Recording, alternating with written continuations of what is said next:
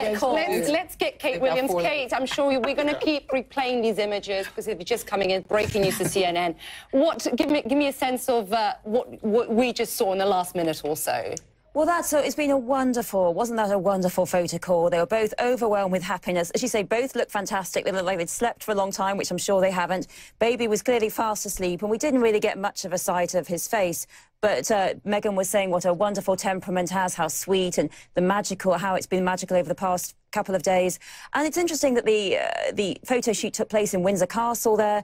We weren't expecting it to be outside because it's raining, but I wondered whether we might see something in Frogmore Cottage, but we're obviously not going to see the interiors there at all. This is Windsor Castle, and I loved it when Meghan said, "Oh, we've just bumped into the Duke while we were just walking through." So they are signifying here quite really in a very strong way. This isn't going to be, it wasn't a home shot. You're not going to see inside our home. And this is a royal baby. We're showing it at the Windsor Castle, at the home of the Queen. And I really was very touched there by the emotion and the real excitement there. And I think we've got a lot more news about Baby Sussex to come today. Yeah, we saw a little glimpse, and Bonnie was right, the little glimpse of his facial, of his profile. In terms of name, we will only find that out later, correct?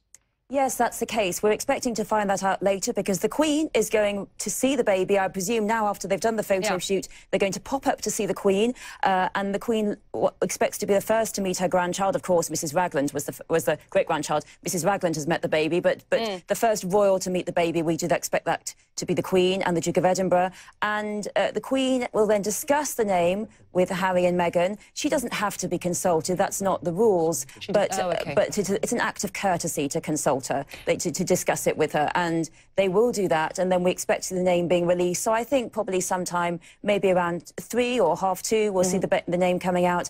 And then we'll know about the title. And then at some point, we do expect to find out about the godparents. Of course, who do you think will be? Will it go for more celebrity godparents, or what's your take? Royals do tend to have quite a few. Princess Charlotte has 5. George has 6. I do think we'll see some of Meghan's friends there. We might. I mean, obviously, I'd love to see Serena Williams there as a tennis fan. That would be marvellous.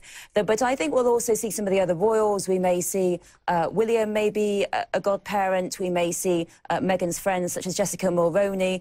And I think we'll see a wide selection of godparents there. But that is what we expect to see next. And also the question of the christening. I do expect that to happen in Windsor, in St George's Chapel, but that may be in a month or 6 weeks or so. But we still haven't been told some things. We don't know where the baby's been born. We don't know whether doctors were in on occasion. We'll find that out at the place of birth when we see the birth certificate in about 6 weeks' time. That's the actual sort of deadline that you have in this country for registering a child's birth.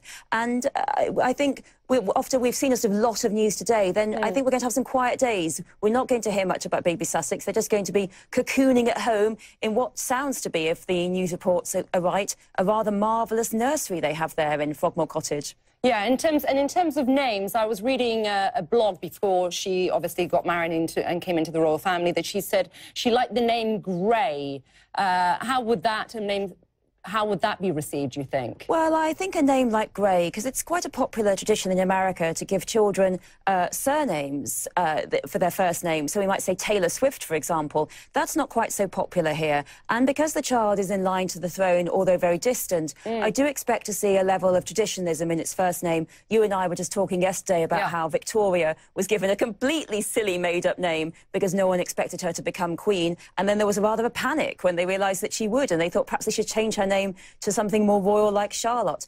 So I do expect to see something. I think that Alexander is a good bet because it's both a royal name, it's the Queen's middle name, and also, significantly, a great founding father in American history. I do think America is going to get a look in here, quite a large look in. But I think because royals have quite a lot of names, if there was something like Grey, we might see it as the 3rd or 4th name. I expect this child will have 3 or 4 names. But, I mean, Meghan, young parents change their idea all the time on names. I know I did. So all kinds of names are probably going through their heads. But you can't go too wild as a royal. I don't expect it to be given a wild, it's completely unique name, because also it has influence. Simply, when a royal is named, that next year, huge amounts of babies, both in Britain and across the world, are called that name. So Harry, it's shot to the top, and Charlotte is whizzed to the top, although it was obviously a very popular name. Louis is really gaining grounds as well. So whatever this child is called will be every nursery and every